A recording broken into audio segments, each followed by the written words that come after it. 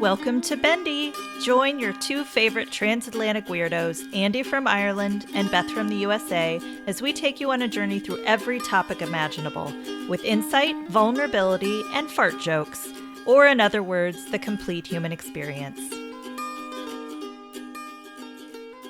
Hello, and welcome to Bendy, a podcast about being flexible in all of the ways that means. Thanks for joining us. My name is Andy Young, and I'm one of your brave Urbian hosts.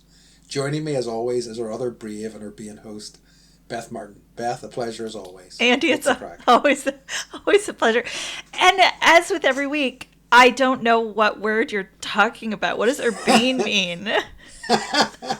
It means like sophisticated and like knowledgeable, worldly, right? Which, you know, obviously worldly, deeply worldly. Oh, I can barely say that word. Oh. Worldly. Okay. Captions is going to have fun with that. Oh, yeah, it is. What's the crack? So I learned something that the kids are saying these days. Oh. I know. So for our younger demographic, apparently you age yourself if you say cell phone. It's just phone. Oh, interesting. It's just a phone. Isn't that strange? I like that one. Yeah, Do you say phone or do you say cell phone? We say phone, but cell phone's not really. It's mobile phone would be the kind of old version of that. For us, I think it's probably just phone now because like even the idea of like a home phone is kind of wild and offensive to a lot of young people now. It's like, what? You have a phone in your house? So yeah. So that was a fun fact that I learned. I do love finding out those sorts of things. Like, you know the term extra? No. Yes. No. Well, you probably know the word extra. I do. But if you describe somebody as extra, yes. It means they're like a bit much. Yes. You're extra. Yes. And I only find that I think it's even an old one now.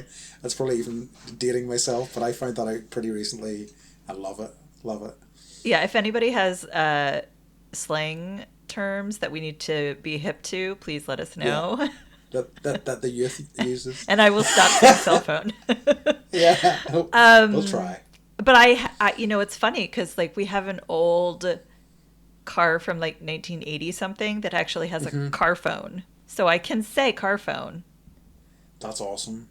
Is it like a big chunky boy? It's a chunky. I have my dad like kept a museum of cell phones. So I still have we have the brick. Do you remember the brick? Nice. Yeah. Like I feel like you didn't tend to see them loads. I mean, I was very young at the time, so I don't remember. But like, I only remember we sort of get like the Nokia ones, which are quite chunky, and then it just all went insane from there. Yeah, the flip phone and the BlackBerry. Anyways, I went to a speakeasy last night. Ooh. I know, in a mall.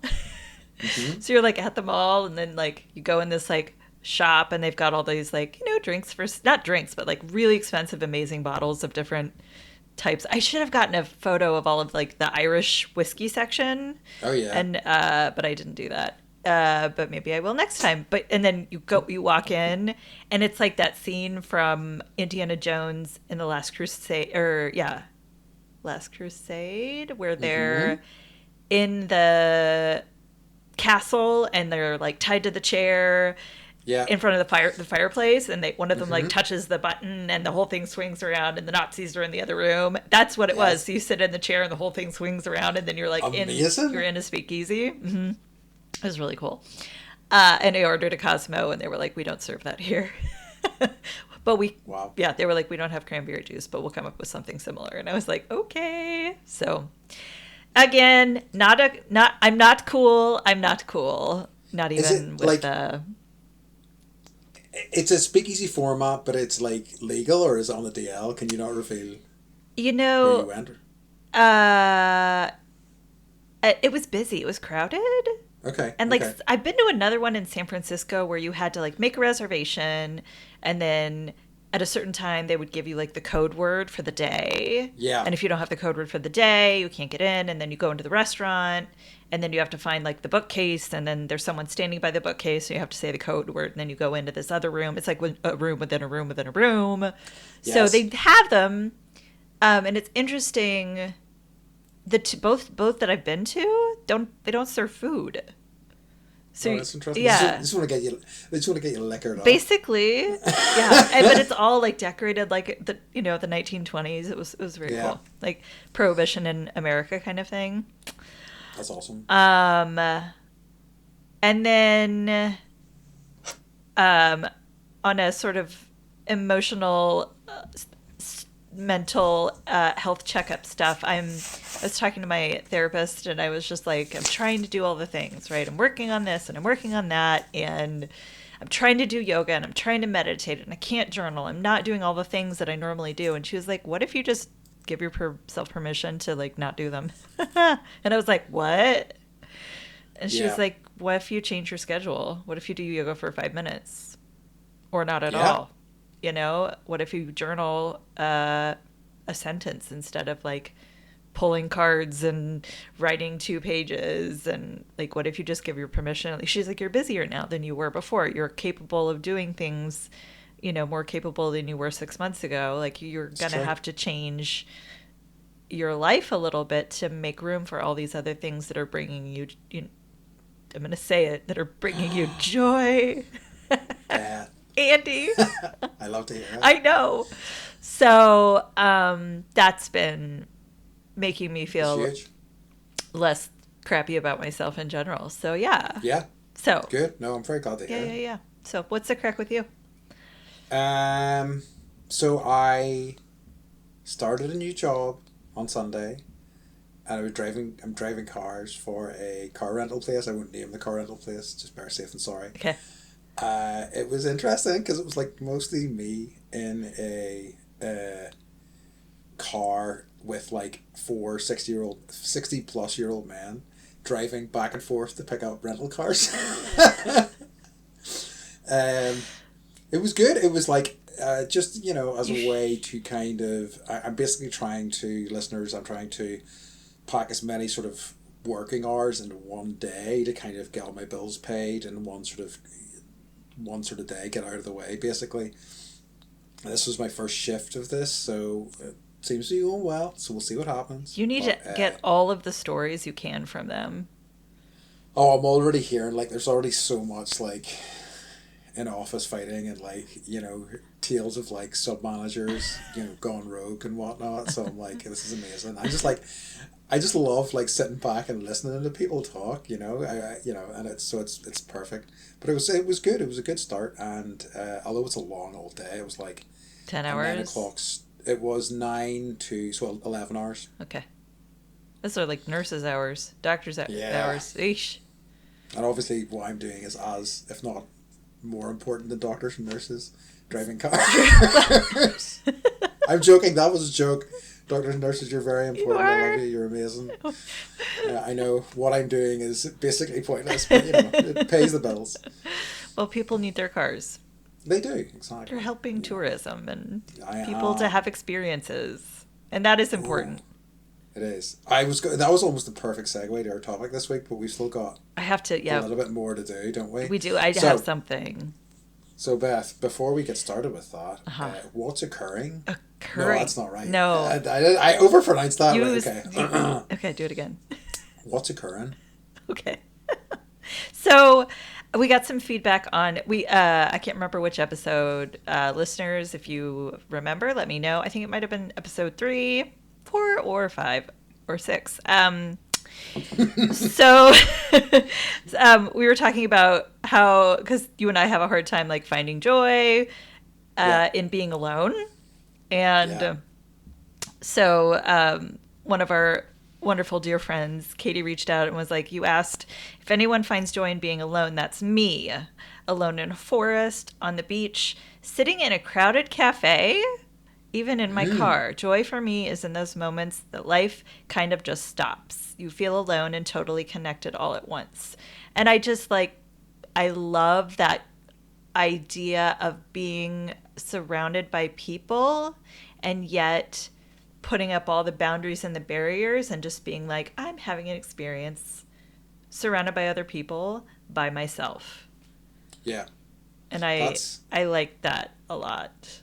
It's awesome. Yeah, it really is. It's and it's so I would find foreign. it hard to do. Yeah, like it's such a foreign idea because, you know, I think maybe both of us are people that like to fill space. Yes, very much so. And talk to people. Yes. So I don't know. I may like go to a coffee shop after the Thanksgiving craziness and just sit and do something by myself and just be surrounded by people. Because I remember, like, I've done that with my, like, maybe like when you when you travel and you're walking around and you are surrounded by other people and you're solo traveling, like that's what she's talking about, I think. Like, yeah, and it's something I do enjoy, but I certainly I find it a little bit tough to like even do those sorts of things. Mm-hmm. And even the thought of that's kind of giving me heart palpitations. It's like I like it in theory, but I know that like I will just, you know, go nuts very quickly unless I'm sort of stimulated in some way or another. Yeah. So if that's helpful for anybody else, I just thought I would share. And then this is for our last episode on emotional health. I read an article and I posted it to our Facebook page and also to our website. It's an article called Why Men Don't Have Enough Close Friends. Yeah. Which is so topical. Literally, some of the words that we used in our episode are in this article. I don't know which came first, but, you know, chicken or egg, us or CNN. Yeah. But I'm just going to read a couple of blurbs because it was fascinating. It says, boys don't start emotionally disconnected. They become emotionally disconnected. Boys receive messages that growing up and manning up, shedding that soft side. They actually used the word soft side, and we talked about that with you. We did. A mindset that neuroscience, social science, and developmental psychology all show is harmful to them. We gender relationships as feminine. If that's a feminine thing, it becomes a weakness or a liability if men admit to needing friendships. The key is to move beyond. So here's what you can do. The key is to move beyond banter and liability if men. The key is to move beyond banter and general niceties and ask questions you find meaningful, such as what friends like about their jobs or what happens to their feelings after breakups. Don't worry, it's not rude to do so. Most people report wanting to be asked these questions. Research has shown close friendships protect our mental and physical health, and men who prioritize those relationships are fighting off one of the most harmful things about human health, loneliness. Boo! I can't mic drop because I need it right now, but do you want to just like dunk a basketball or something instead? Yeah, there you go. So Beth, if you're listening, she just dunked a basketball. It's a sweet dunk as well. Yeah. Isn't that interesting? It's so interesting, and I think it's so. I mean, it needs to be said, and I'm glad that there's articles out there. I mean, I feel like the problem is that a lot of the guys who really kind of struggle with that sort of stuff aren't ever going to read an article like that. That's a good point. Do you know what I mean? Yeah. And it's like, as much as I wish there was a way to kind of spread that word further. That's what we're doing. Exactly. So just point them to our last episode, folks. If and then they can like, who is this guy? Soft. Not me. I'm hard. Etc. Etc.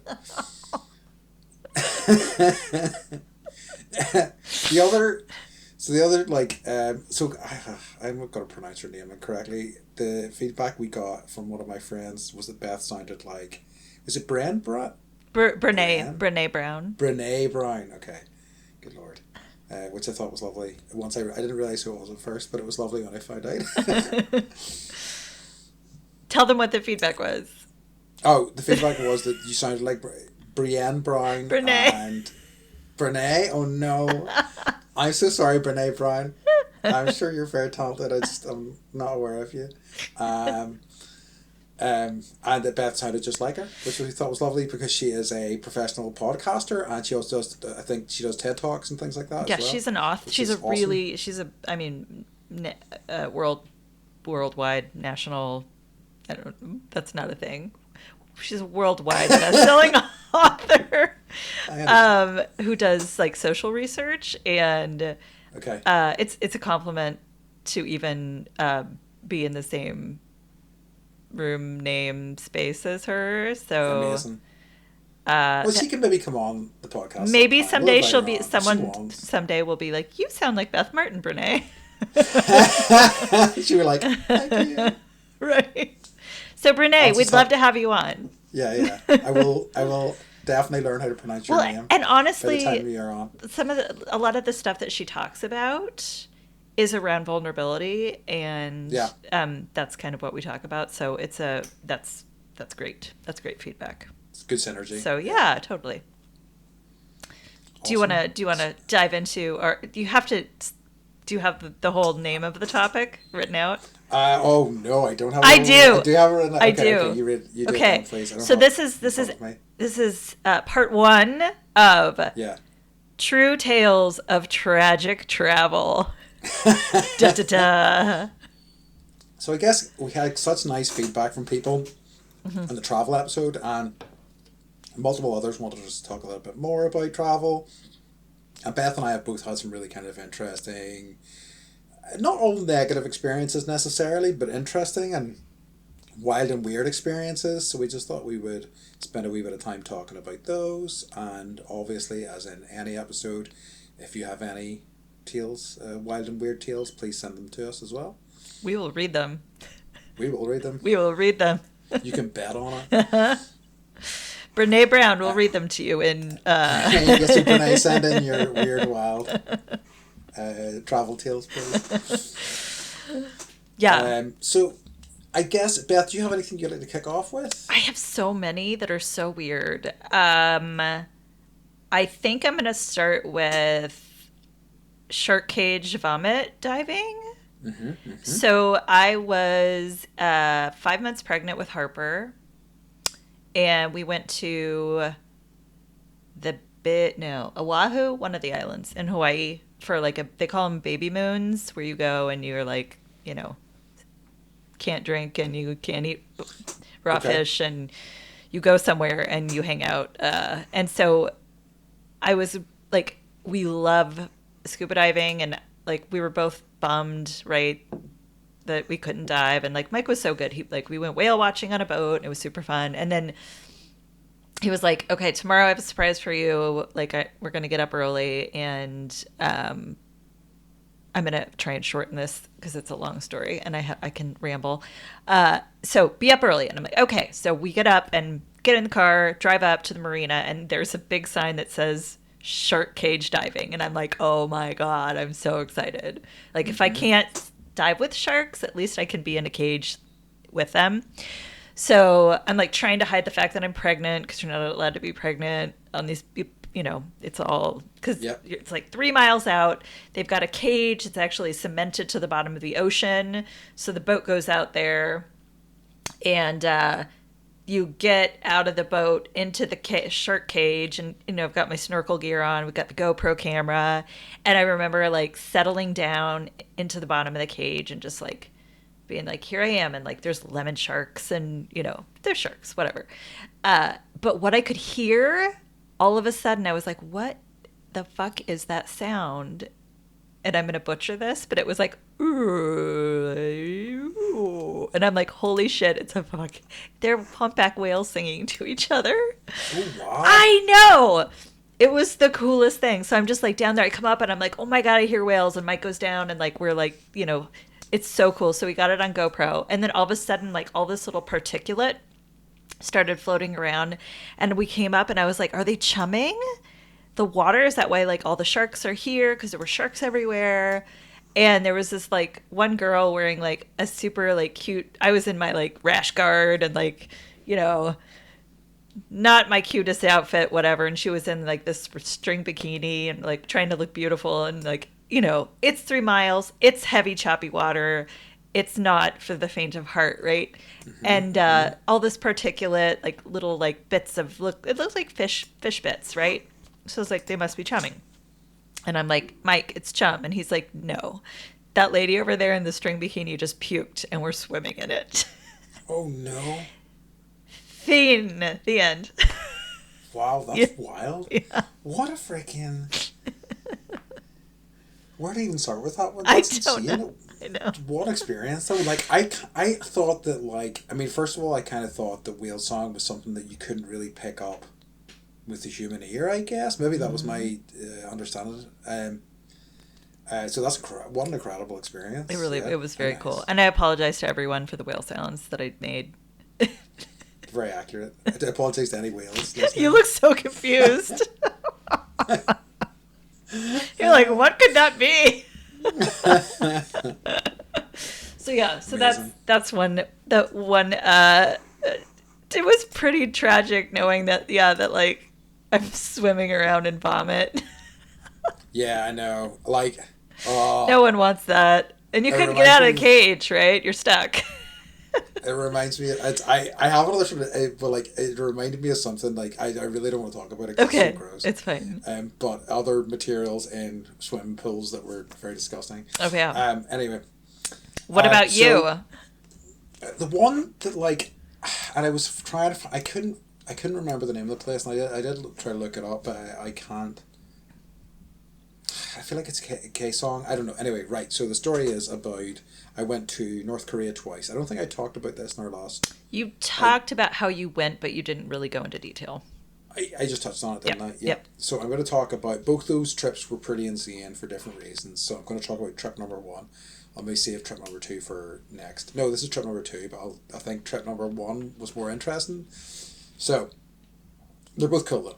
So I went to North Korea twice, and technically 3 times because it was at the border, and you get the JSA or joint security area, and it was like on both kind of sides of that. But the what area? The joint security area. Joint security area. Yeah, at the the where the border basically. I heard joint security area. Joint security area. I've only had 2 drinks. No, I haven't had any drinks. And basically it's an intense sort of setup there as well. It's got like the world's most dangerous golf course on it because there's like landmines everywhere. It's nuts. What? Even that's what? It's so intense. I have to Google the what? So basically, right, there is a there's the border wall that's heavily guarded, one of the most heavily fortified, I think, in the world between North Korea and South Korea. At a point, I think in about somewhere around the middle, there is an area that is tourists can go visit, and so you have one side with sort of barracks for like the North Korean troops, and the other side is barracks of South Korean troops, and you have them like basically standing there staring at each other. It's really intense. And like you can go into this hut, and one half of the hut's in North Korea and one half of the hut's in South Korea, and like so you could be in both countries. One foot in the one and one foot in the other. Yeah, like that. There's like a place you can be in like 5 states at the same time or something like that. Mm-hmm.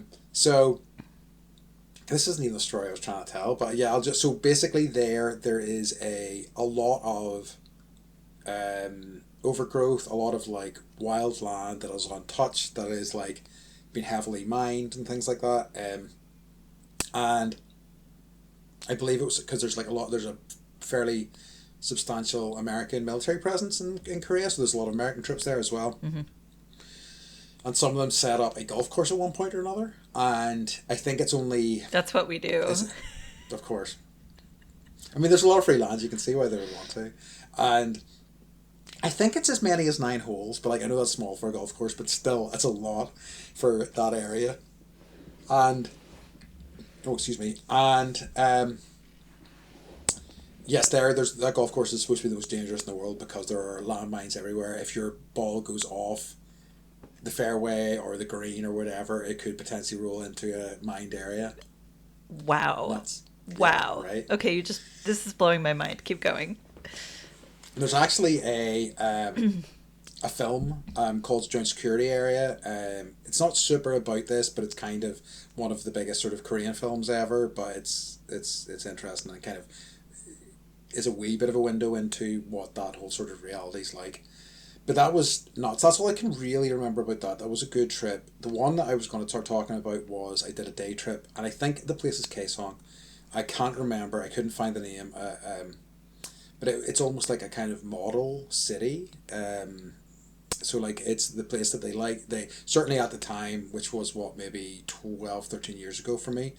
It was the model city they would let you into, and it was an example to kind of show the rest of the world. I think I've seen a documentary about this where it's like it was false fronts on buildings and stuff. Mm-hmm.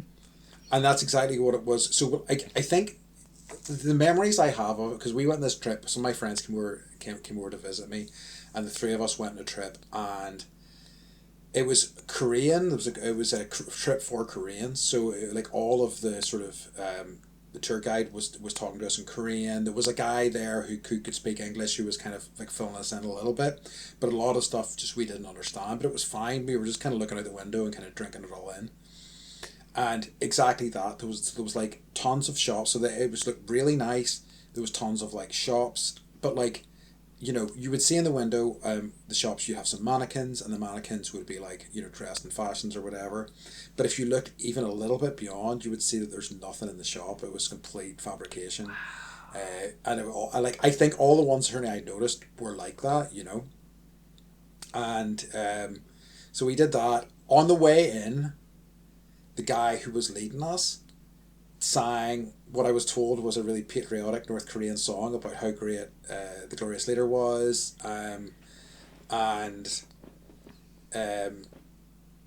we got there. We did a bit of a tour of the city. It wasn't super. You're very restricted, you know, in terms of like, you know, you're led from one place to another, and you just kind of have a look around. But what we were excited to try was so North Korea's national beer is a thing called Taedonggang. It's funny that I cannot remember the name of the city, but I can't remember the name of the beer. Damning indictment of myself. And so we wanted to get some bottles of that to bring back, because it's essentially impossible to get. So you can get them in limited numbers in South Korea, but like I was there for a year and I wasn't able to get my hands on any of them. So we let them back. We brought like three back each. And really delicious beer, and so we brought it back, and like some of those guys didn't drink the beer because they wanted to keep it, and I'm like, I'm definitely trying this. Like it's like, you know, it's the people who freaking buy, you know, action figures or toys or what, or Lego and keep put them on a shelf. What's the point? Yeah. Anyway, so we took it back, and it was fantastic. And I thought that I'm gonna put South Korea on blast here. Most South Korean beers were really bad. I found them to be very gassy, and I just really didn't like them at all. Like gassy is in too many bubbles, or like farty? Yes. Too many bubbles, and resulting in fartiness. Fartiness, yeah. Okay. But like this beer was so good. It was really delicious, and we then found out, we did some research, and we found out that Taedonggang is actually a English beer. So what happened was, many years ago, I think it was Kim Jong. I can't remember. Kim Jong. I'm trying to remember his father. Kim Jong. Remember. I don't remember either. That's not super important. They're gonna come for us. You can look it up, listeners. Yep.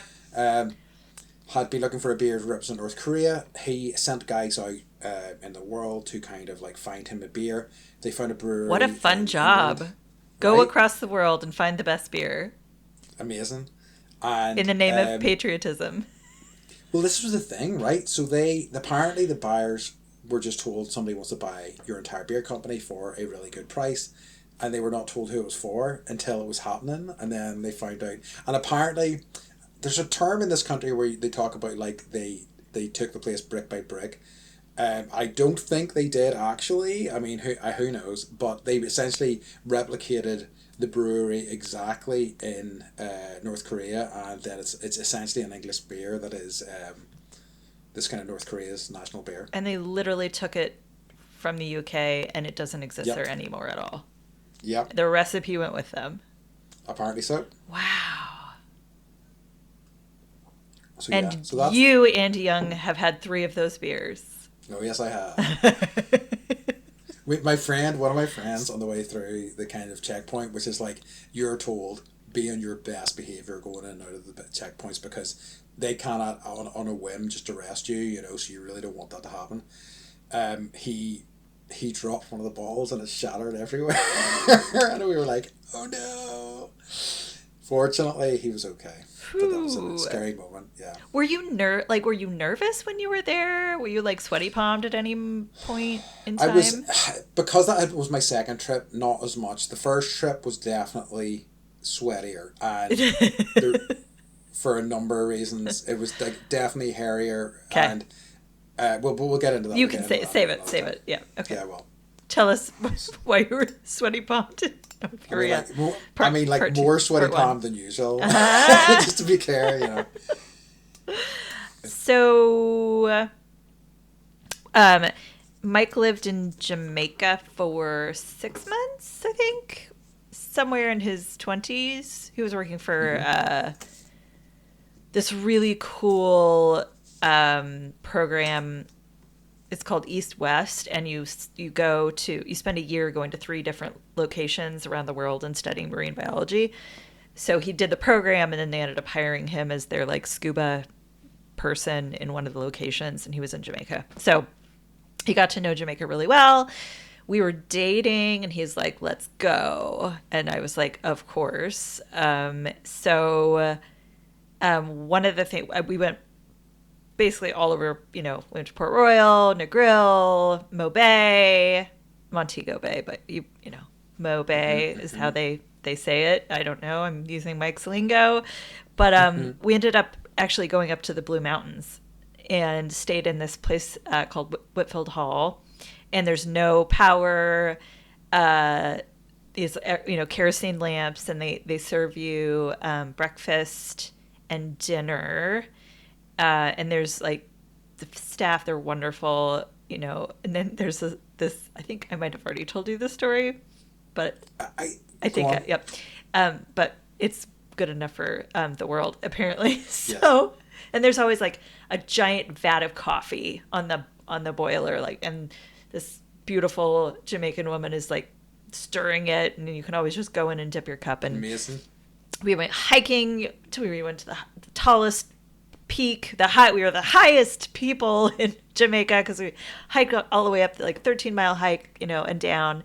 And then we ended up leaving that day, and this German couple had been there. It's kind of like a hostel. Everybody shares a bathroom, and they had left their those old hiking pants that you would like zipper half of them, and they'd be shorts, and they'd zipper them back, yes. And then it'd be long pants.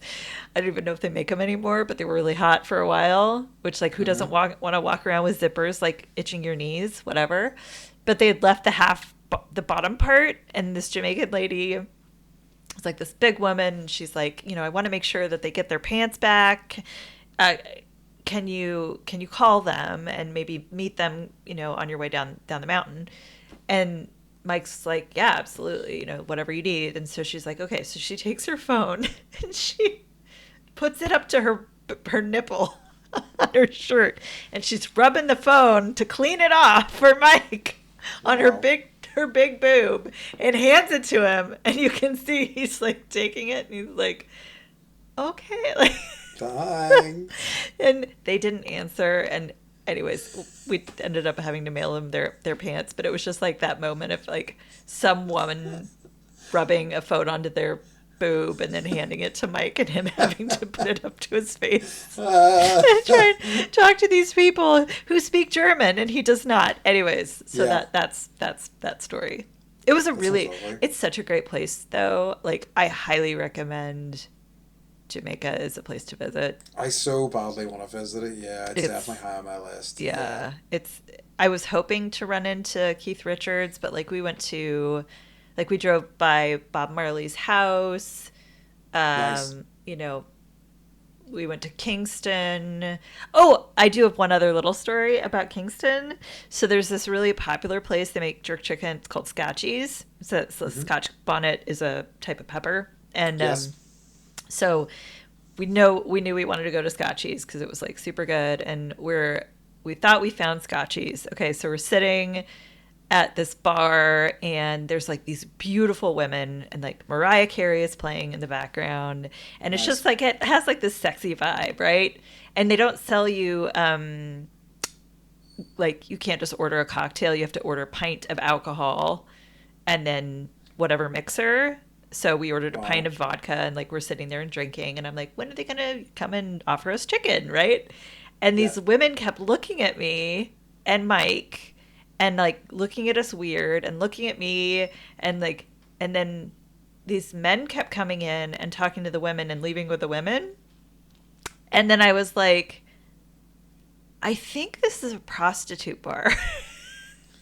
How interesting. And I asked, I was like, is this Scotchies? And they were like, no, it's next door.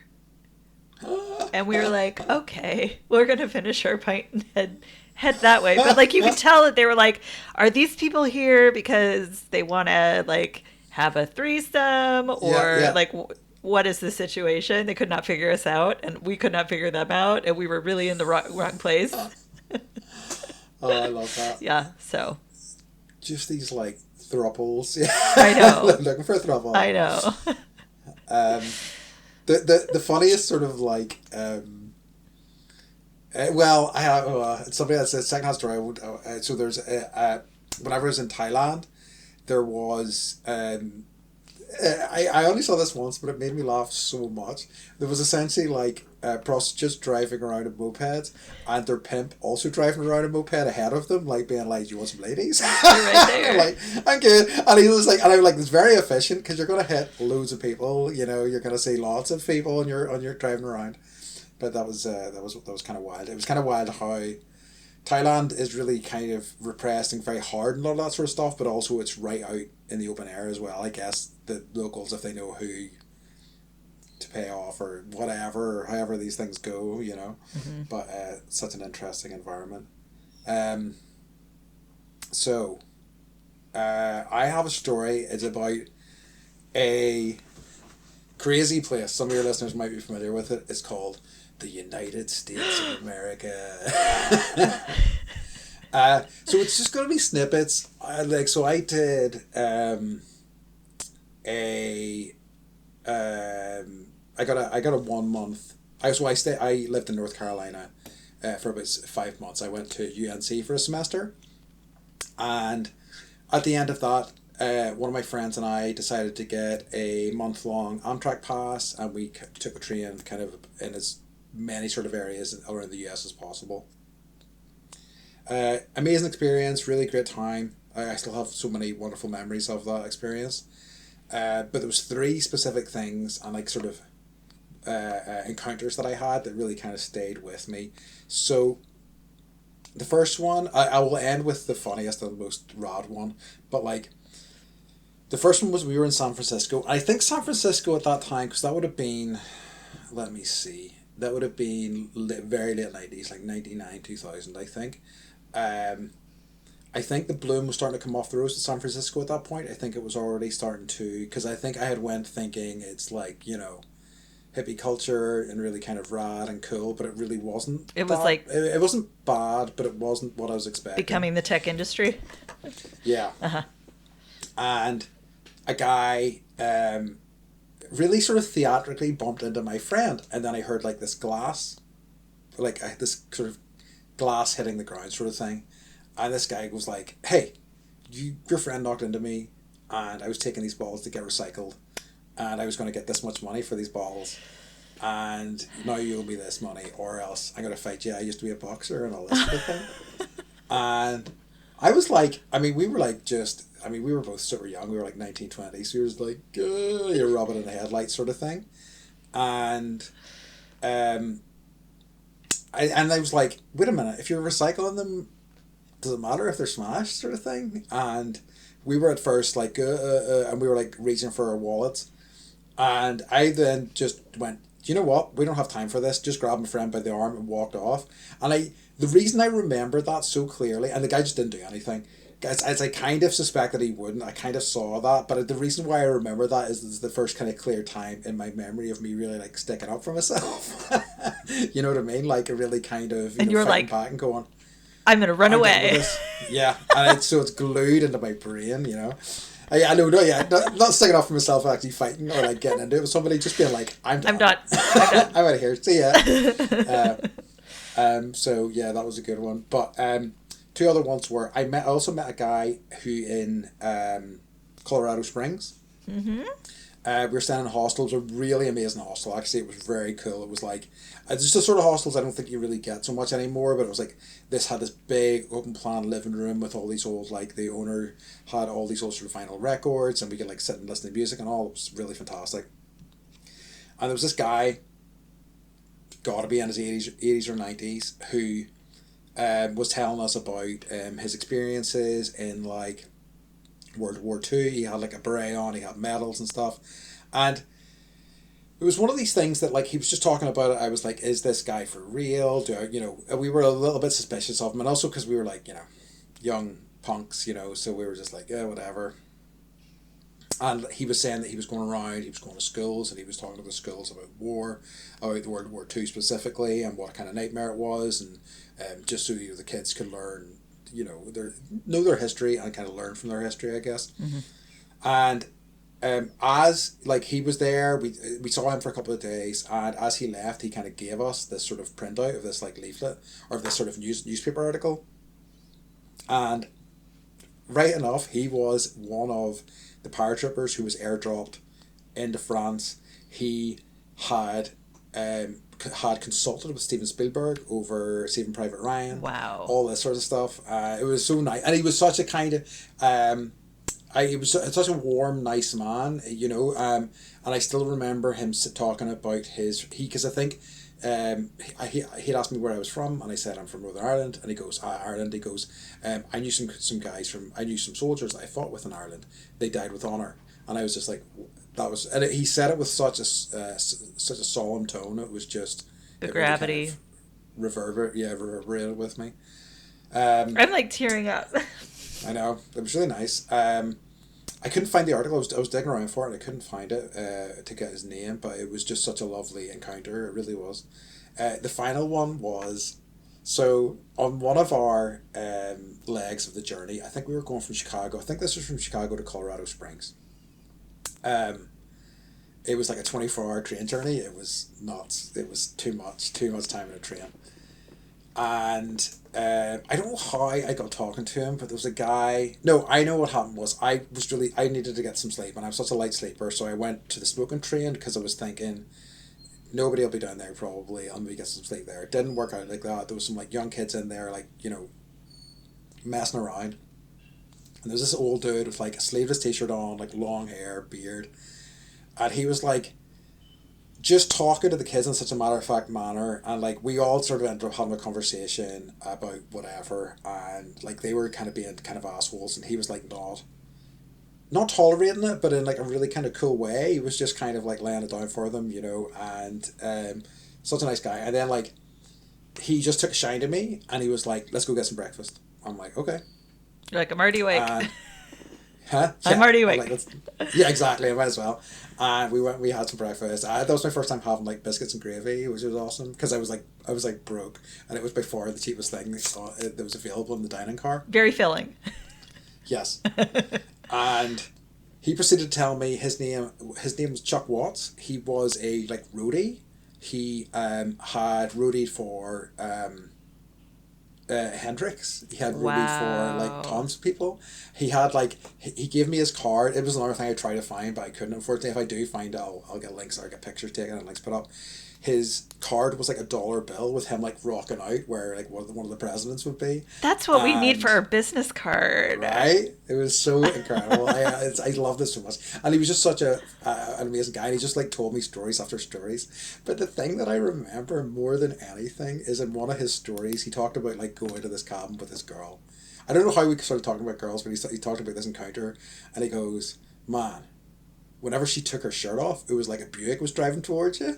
And I didn't know. I didn't really know what a puke was, but it was just such a strong image. Oh, it just stayed with me. I remember, and I think that has like stayed, imprinted in my brain forever. But it was such a rad encounter. I mean, that trip was pretty incredible, I've got to say. And I saw lots of the US there. I saw like Stop Making Sense in San Francisco over there, one of the very first Did you really? shows. Yeah, it was incredible. And so yeah, it was just such a lovely, lovely trip. And that's sort of the end of that. Yes. The end. So. Of that story. Who's the leader of Stop Making Sense? David Byrne. So David is. Yes. So he went to the college that I worked at, and so every year there's like a big Stop Making Sense party. Awesome. And I think I want to say I've met him because he would. Yeah. Anyways, you know his family's from here. No. Yeah. Huh. So yeah, he is. He's from Carrickfergus? Well, no, from Northern Ireland. Ireland. Or I think possibly Ireland. I can't remember. Okay. I'm going to get in trouble for this. Okay. But they're coming for you. But I know. But one of my friends in university was his cousin, and she would be able to go over and stay in his like New York apartment and things like that. Her and the family did a couple of times. It was like, because we only really found out in such like an odd way, in that like. She was talking about going over to visit her cousin David, and being able to stay in this really fancy apartment. And one of my friends was like, "It's not David Byrne, is it?" And it's like, "Yeah, it is actually." Mad. So cool. This is totally digressing, but yeah. For your World War II, I'm curious. Yeah, I'm curious as to who that was. I think I know where it might be. I think I know the container it's in. I just haven't been able to find that container, so I'm going to try to find that, because I think the article's in there, and I think Chuck Watt's card's in there as well. Okay. I'm pretty certain I saw it. I've seen it within the past like 5 or 6 years. Okay. So hopefully it's still around somewhere. Okay. So my dad was a history professor, and I used to go to class with him every so often. Mm-hmm. And one of the nights that he was teaching, he was like, "You should come tonight." I was like, "Okay." I think it was in high school. And this was back when you would use slide projectors. And so he would tell historical stories using photos. And I always remember just like him laying all the history books out with his like camera and taking the photos and, loading them on a getting the slides ready. And he was such a good teacher. I did flunk history my freshman year of college, but that's because I just knew it all, that I didn't pay attention. Yeah. No, it's because the teacher was so terrible compared to my dad that I was just like, I can't even listen to you. But I remember it was about D-Day, and he invited a guest speaker to talk, and this man was talking about, what it was like to land on Normandy Beach, and really, from the ground, like parachuting down, and other people coming in on the boats and right up to the beach, and just right away. And as my dad is, as he's talking, my dad's going through these slides, and there's this one slide that he goes to, and it's, a photo of these 4 soldiers, and they're all, covered in blood and dirt, and just, you can see there aren't words for the looks on their faces. Yeah. And the guest speaker turns and he points to the second person, and he says, "That man right there, that is me." And I just like started crying, and my dad was like, "Holy shit," and the whole class, like everyone just started freaking out. And then as a gift to my dad, he actually had a little piece of his parachute, and he gave it to my dad. Yeah. So I don't know if my mom still has it or not, but that was my dad framed it and had it on the wall. So yeah. Yeah. It's just like, I love that about you and that about him, that you would just take the time to actually, I might cry, just sit down and talk to someone and have a conversation. And then all of a sudden, right, like you have, someone really becomes a human in front of you, and all of their trials and tribulations, and also like, Buick analogies. Yeah, Buick boobs, yeah. Buick boobs. Like the headlights on a car, get it? Exactly. But it's just it's so amazing, and that's you know, I hope that you keep that with you, and yeah, you're a good listener, and it serves you well. So yeah, thank you. I appreciate that. I think that's true. I do, and I really love it. I think I've said to you before, like, I love, especially if somebody's passionate. I mean, like, that's different. It's not really passion. It's more about stories in their lives. But I suppose there is that engagement there too. But like, I love people talking passionately about something that they love or something that's of interest to them. I think there's nothing better than that. I mean, like, and I think it's also because, I prefer listening to talking, so that, but but for sure it's a good way to look at the world, I think. Anyways, that was a super digression, but it was good. I wonder, now I'm like, is it the same man? I know, it's possible. Yeah, maybe we'll find out for next week's episode. I know that would be super cool. Yeah, and I don't have any of that information. Although maybe I'll ask my mom. Like, what's interesting? If I can't find this article, I'm pretty certain it has a photo of him in it, so that might be helpful. Yeah, that might spark some memory. That would be amazing. But, so I'll see what I can find. See what you can dig up. I will. Okay, I went to South Africa. I got drunk at an auction. Ooh, and bought a trip to South Africa because I minored in African studies and I wanted to be a primatologist once upon a time. I think I told you this. Yes, you did. Remind me what a primatologist is. They study monkeys, and I wanted to be like Jane Goodall and go and then just watch and observe. And I did a little bit of that in college at a research facility, and so I really wanted to go to Africa and just be there. And so we ended up buying a safari auction for a week in KwaZulu-Natal in South Africa, which is where the Zulu monarch lives and the Zulu tribes are. So we ended up going because we paid for it. And it was like a 50-hour flight to get to Durban, and then from Durban you would drive to this. It was actually a reserve or preserve. Thousands and thousands and thousands of acres for all of these animals to roam free, and there were elephants and giraffes and hippos, and there were rhinos, and the rhinos actually had. And I don't really have like one specific story. It was just all so amazing. Actually, no, I do. I'll bet. I have some photos that I need to put up about this. But so the rhinos actually had bodyguards. So 2 men with machine guns that would follow them around. And I'm assuming, they would switch them out. But that was their job, was to go hang out with the rhino and make sure that no one poached the rhino and cut the horn off. So we got to see real rhinos. There were cheetahs that had babies, and it was all open. Like that, we had our little bunk houses, and we had a guide. But really, like, there were no fences, and so you'd open your front door, and like a family of warthogs would just like run in front. And of course, I'm like, I think I'm Cinderella, right? All the animals are going to land on my shoulders, right? So I went up to Mama Warthog and I was like, "What's up?" And she was like, and like, ran towards me, and I was like, "Oh, okay." But all these cute little like warthog tails running by, and so we did. They had like early morning safaris, like middle of the day safaris, and then you could actually go on a night safari. One of the other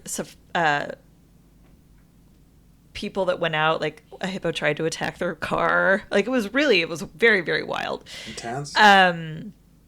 And you would see they had these little deer called impala, like running around. And then at dinner they would be like, "And tonight we're going to be having impala for our meal." And you'd be like, "Oh, all those photos I took, those little guys." But and then we went to, it was a crocodile. Okay, so one thing I didn't know about hippos, they're very, very dangerous. Yes. And our guide it was super cool. He was so nice. So he took us out on, so two, I guess, interesting things that happened. He wasn't afraid of anything. All these things that had happened, all these wild animals everywhere. But we went on this night drive at around 10 o'clock at night, and we're driving, and all of a sudden, like, this giant spider drops down, and it crawls into the engine, and he stops the safari vehicle, and he gets out, and his helper gets out, and they get their flashlights out, and they look terrified. So I don't know what the spider was. I don't know if they got the spider out. I don't know, like, anything, but it was just like the terror on their faces over this thing. Granted, there were, like, you know, other things that were hunting us in the night. Yeah. They did not care about, they were worried about the spider. And then we went to, and then I also found out his cousin, so hippos, there's a little town near the preserve called St. Lucia, and there are wild hippos everywhere. And his cousin got gored by a hippo in his backyard. Ooh. He was like, he heard something. He's like, what's back? Well, what? Open the back door, walks out. Like, the hippo gores him in his stomach. And he lived. I'm surprised he did live, because I hear that they're pretty deadly a lot of the time. Yes, yeah. And they look adorable with their cute little flippy ears and everything, and you just want to hug them, but you can't. I think they're, like, probably the most dangerous sort of mammal in Africa, I think. It's something like that. I would say, just because they live in suburbia, right? Yeah. And so when they're in your backyard, like, what do you do? I don't know. It's true. They're so huge. They're big. They're big. Yeah. So, and then I remember we were on a beach in the St. Lucia area, and they have these boats. I can't remember what they're called, but there's a certain type of boat that actually will just, like, drive up on the beach. So we walk out to the beach, and there's a warning sign, right? And it's like, warning, crocodiles, sharks, and hippos. They're like, cool, okay, we're not going to swim here. And then, like, I turn around, and there's a boat coming at us. And I'm like, oh, that's interesting. And I just stand there like an idiot. And Mike's like, as the boat keeps coming, and it's big, right? And he's like, it's going, like, you need to move, we need to move, it's coming. And it did, like, so we started running as fast as we could. The boat nearly missed us and, like, drove up onto the beach. And they're, like, yelling at us. And I'm like, I'm sorry, I didn't know, like, that you were going to drive your boat onto the frickin' beach. Yeah. So, yeah, I really love South Africa. I highly recommend it. The people are super kind. It feels big. It just feels big there. And I've never been, I mean, obviously it's, like, it's the largest continent. I'm probably wrong, but it's just you can feel the expansiveness of the place, and it just feels fabulous. It's definitely somewhere that I have, like, Africa just generally, I've had friends who have done, like, the volunteer stuff where they've went to, like, build, schools or whatever, or churches and whatnot. And they always had such an incredible time, and so it's always been tempting for me, because it's like you say, I mean, South Africa's massive, and, like, there's so many countries in Africa. It's enormous, and, like, such a wide variety of stuff in there. Very much on my list. Mm-hmm. I highly recommend it. And there are more stories that there's a lot of stories and photos that I'll post from that trip, because it's just very cool, and really good signage. Really? That's always a good sign. Yeah, that's heartening to hear. Like, there was a crocodile pit, and they had a sign saying, like, don't roll your wheelchair into the crocodile pit. It had, like, the little crocodile mouth and the person going down. Amazing. Oh, I'll have to see that. That's I will post that one. You're next. What you got? Yeah, I'm thinking maybe we'll do one more. Let's do one more, and then we'll do a teaser for next week. Yeah, I got some Yeah, because there's two in particular that I wanted to talk about. Okay, so I guess I'll just quickly talk about Cuba. Mm-hmm. So probably one of my it's a tangled memory, but it's probably one of the best holidays I've ever had. Really? Yeah. That says a lot. And it's true, actually. But it was just such a like, I don't think it's for everyone. And like, I remember when we first landed there and it was nighttime and we were like driving, like, what's so interesting about it is that there are certain things that are typical of nearly every other place I've been, with the exception of North Korea, which is like, you can be certain you'll find like convenience stores or like, you know, petrol stations or things like that, and there is none of that there, not nothing at all. And it's just kind of weird not having those signifiers, and you're just kind of like, well, if I want to get like some water, what do I do? You know, it's not. And we were out there in the middle of the night, and like, there was a lot of there was only some streetlights were working. There was rubbish piled everywhere. There was like actual roadworks going on, and like, again, most other countries I've been to, roadworks, there'll be big neon cones everywhere. Right. There's just a big hole in the road, and like, it's so dark, I don't know how you would even notice it. So we, like, to get to our accommodation, we had to go like really all the way around this sort of like these holes in the streets. And once we arrived in our accommodation, it was really lovely. But like, so many of those places, because it's like, you know, they were built, there was so much money and infrastructure put into place whenever the Americans were kind of in control of it. Mm-hmm. But it's kind of crumbling now. So a lot of these buildings, they have like the facade at the front that wasn't in great nick. But then when you go inside, there's still this sort of like fairly robust Just building, you know. translating facade for Thank you. Yep.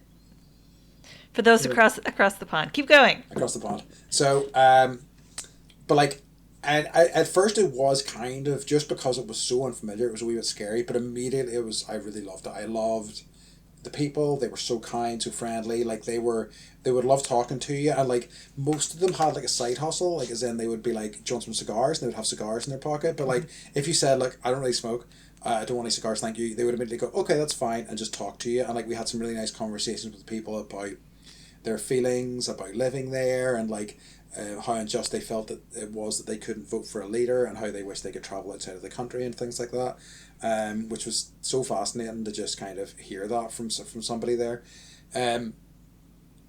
But like, I also loved that there was virtually no internet access. It was just so I was just able to have no internet access for like I think it was like 2.5 weeks. Incredible. Bliss. And pure bliss. And you know, there's this, the other thing I kind of loved was that there's you know, you have this idea of Cuba, and all the sort of postcards show all the old American cars that have been kept in really good condition. But Russia has been as big an influence on Cuba as, you know, as well as America, and there are tons of like really old Russian cars as well, like boxy Russian cars as well. Interesting. Which you just don't see in the sort of publicity stuff. You know, it's all the colourful, like 1950s, 1960s kind of American cars. Volkswagens.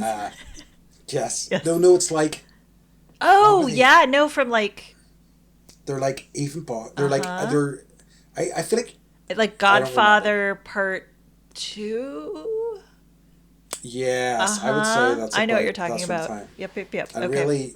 really beautiful stuff. But like, it was just such a cool experience. I love the salsa culture there. I remember like dancing, like going to a salsa night that the like locals were dancing at, and the like level of dancing was just through the roof in a way that I've never seen.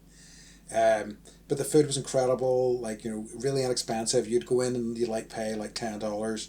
I get like a 5-course meal, and wow, insane, really insane. I lose my voice a little bit. You're okay. I think it was just what. No, go ahead. I was going to say there was one last thing was our last night there, basically we kind of spent a few days in Havana, and Havana was good, but it was a wee bit touristy. We stayed at the kind of really fancy hotel on our last night there, and it was awful. It was the worst place we stayed in the whole time. Like, we stayed in Airbnbs a lot of the time, which was just basically people's back rooms, but there was something really lovely and cozy about those. This was just really clinical and awful, and like not super functional either. Like, our shower didn't work, so it was all this sort of whole like fight. And that night we went to Fábrica de Artes, which is this sort of big converted warehouse thing. I don't know if it's still there or not. It was essentially just this warehouse which was filled with like, it was like a maze. So you would go upstairs and there would be like a sculpture gallery. Downstairs would be a sculpture gallery, upstairs would be pictures. You would like go into a room, there was like modelling happening, there was a catwalk and they would go into a room, there was people doing an acoustic set, and it was so amazing. And like it was just kind of not, I'd heard it was great and people had recommended it to us and said, look, you must check it out. And we had such a good time. It was so different than everything else that we'd experienced, which was very kind of authentic and local, but like this was kind of also chaotic in a way that I don't think you would get away with in a lot of sort of other sort of Western countries, you know. Obviously, and probably in terms of like regulations and stuff like that would have stopped a lot of this stuff from happening, you know. But like there's wee like restaurants nestled away in different places and little like snack bars and actual bars, and it was just, I don't know, it was just such a wonderful kind of way to kind of cap that whole sort of trip off.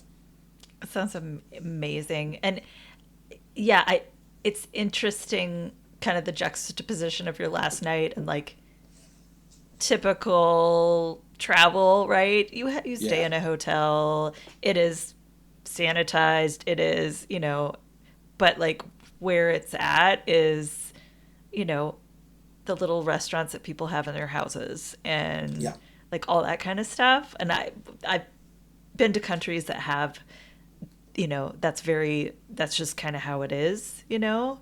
Yeah. And I love it because you get to interact, you get to feel, you know, a little bit of a taste of what it's like to actually like live there. It's true. You know? That's awesome. And there's something to be said for that, you know, in terms of like just sitting around like around a table with like locals that really kind of gives you a bit more understanding of that. I just think like it was interesting. I met some American couples when we were there who just thought it was really dirty. Oh yeah. And didn't like it at all. Oh yeah. And I was just in love with it because I liked it, felt more authentic, I think, as a result. You know, it didn't feel like sanitized. And trips that I've been on in the past where it was just a kind of package holiday were fine when I was younger, but I found them very dull, and I would end up reading, like, on those trips I would like take about 10 books with me and like read them all, you know, and that's not what I want to travel for, you know? Yeah. I'm not like lay in the beach and read a book cover to cover. I'd rather like go and see and do. I hear you. Yeah, we took a cruise once and it was so it's just so weird. Like you show up in a terminal and it's like kind of like North Korea, like they've built it to look a certain way, and then you walk out of the the shopping area basically, and it's like, oh, this is poverty, you know, or like, oh, this is an amazing place that I'd really like to see more of, but you know, they try and control it so much. It's true. And I like the grittier. I love the idea that it's like there's a giant hole, like watch out. Yeah. And if you fall in, it's your own fault. And I don't know whether it was true or not, but the story we were told about why a lot of things weren't fixed and why there was a lot of rubbish in the streets was that there was apparently like a state-owned tire factory, and it had been raided, and as a result there was no tires for like a lot of the like government trucks and stuff, and who knows if that was true, but it was not. That's amazing. So, how like one thing can impact an entire country. Or somebody goes on strike and you're like, okay, well, guess that's it. Yeah. Okay, well, I have a lot more. I'm just going to plug a couple things. Shoe Pisser at Burning Man, Maria Lightning Storm, Maria Woodford Bourbon Morning, Harper pinching someone's naked boob, and I'll stop there. Amazing. Okay, I think I've heard some of these stories. Uh-huh. And the thing that and flamingos at a gas station. Ooh, that's an interesting one. The only one I got to tease, and some people know this, at least parts of this story, is that I was in Peru whenever the lockdown started. Right. Yeah. You made the news. I did make the news. I may have to. I'll put it on the website. I think for the episode. There, yeah. It is. Is it? Yeah. I Googled you for some reason because I'm trying to like steal pictures for like social media, and that it's like you're there. Amazing. That is the story. That it's a good picture. It is a good picture. I took that picture, and I also I took the pictures of the streets as well. So like I'm also officially a press photographer, I think. I will add that to your bio. Please. I'm a multi-hyphenate, and that is one of my hyphens. So yeah, the question is... You're a foreign correspondent. I have a foreign correspondent, that's true. Amazing. So the question the answer that will be revealed to you next week is, did I make it home from Peru? Can you guess? Yeah. And maybe? Yeah. And were we all scared for you? Yeah, that's true. A lot of people were scared for me. Yeah. But we'll talk about that next week. Stay tuned. But in the meantime, Beth, I'm getting angry about this question now as it goes on.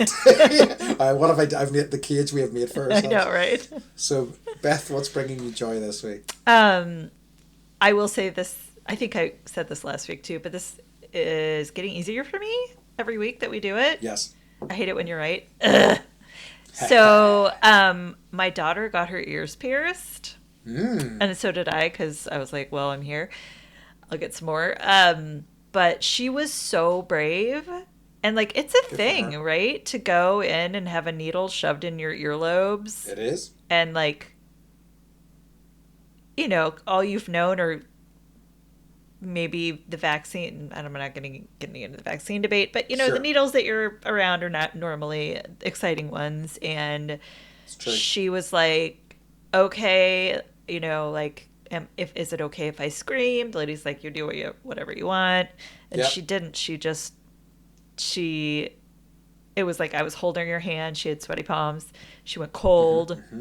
And then as soon as it was over, she was like, that was it? And then she was like, it felt like a guinea pig was tickling my earlobe. Amazing. But good I description of it. The bravery of my child, I guess, brought me a lot of joy. And I didn't think I was like, I gave it 50-50 that she would actually go through with it. And she did. And I also, I wasn't like, you need to do this. I was like, if you want to do it, great. If you want to back out, don't care. We'll go out to lunch instead. And she's like, I'm going to do it. And then she did. And then I did too. And I did too. And I probably would have been more nervous about myself, but I was so focused on her, I don't even remember it happening. But yeah. Out of it a wee bit. Yeah. But now, like, my headphones are, like, hurting. I was going to say my new piercings. Yeah. Dude, my piercings hurt. I'm so fly. I'm so rad. That's true. Because we're bringing that back. So yeah. So that's what's that brought me a lot of joy. If I find that the same box that has all this kind of wonderful stuff in it, there should also be some photographs with me with my like spike ear piercing and like 4 piercings at the bottom. My eyebrow know piercing. That. Possibly my tongue piercing. I had my tongue pierced too. What a stupid idea that was. Oh, it's awful. Like, I have a story about that. I still have the scar. Really, yeah, me too. It was so gross. On the other side, when I want to gross the kids out, I'll be like, and they're like, yeah. I'm like, never do this. Because that was a big needle. Yes, and they take a chunk out of your tongue. Yes, I have a really gross story about it. I don't know if it is a podcast worthy story, but we can chat about it sometime. Okay. See if we can put it on. We can do body mutilation. Yeah, how fun. What's bringing you joy? As you said, it's getting easier for you. I think it's getting harder for me. So I did try to have lots of good options, but no. What's your glimmer? What was my glimmer? I guess I'm happy that I have my weekends back. I have my Friday and Saturday nights back, so that's been great. I wasn't able to do much this weekend past, but it was just nice having them free. I did catch a movie, which was a nice experience with a friend I hadn't seen in a while, so that was good. So, though the movie itself was just kind of okay. It was like one of those movies that I'd say for an hour and a half, 2 hours, I was like fully gripped, and then the ending happened, and I was like, Seriously? Not cool. Do you want to name the movie? I do want to name the movie. It was Saltburn. Okay, I haven't heard of it. Have you heard of the movie Promising Young Woman? Yeah, no. Okay, so it's maybe? the same director as that. Okay. I'll look it up.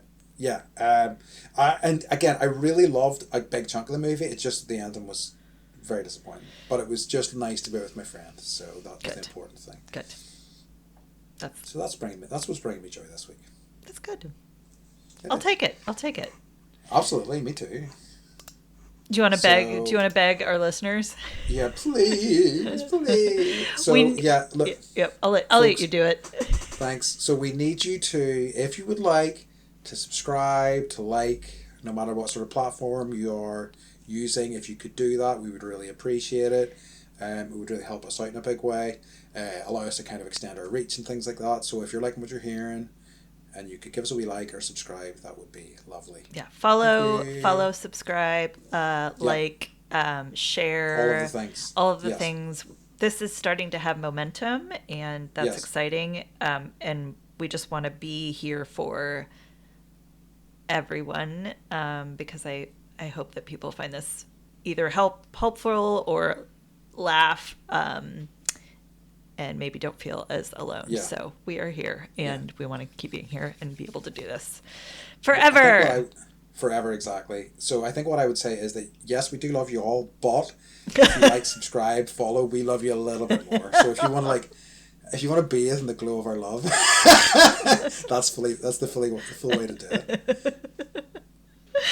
And I can't top that. You're the funny one. Yeah, okay. The jury's out. But yes, thank you as always, folks. Lovely to chat or to fill your ears with our words. And as always, we would like to remind you to stay bendy. That was pretty good. All right, bye. Thank you for listening to Bendy, a Beth and Andy podcast. We are extremely grateful to all of you who have tuned in so far and really appreciate your support and your friendship. We're asking our amazing friends and listeners to please subscribe to our podcast on Spotify, Apple, Amazon, and YouTube, and any other ones we don't even know about, and follow us on social media to keep us up to date on what silly things we're up to. You can listen to all of our episodes, submit ideas for future podcast topics, ask us for advice, submit a joke, or an interview request at bendypodcast.com. Next week's episode is an extension of True Tales of Tragic Travel Part 2, which is an expansion of our travel stories from one of our earlier episodes, because we just have too many weird stories. There might be stories of Andy getting stuck in Peru on Friday the 13th of COVID shutdown, Beth getting COVID at either Benihana or a Rod Stewart concert, and more amazing stories of North Korea. Normal. Be sure to tune in, and as always, thank you so much for being here with us. You always have a friend in Bendy.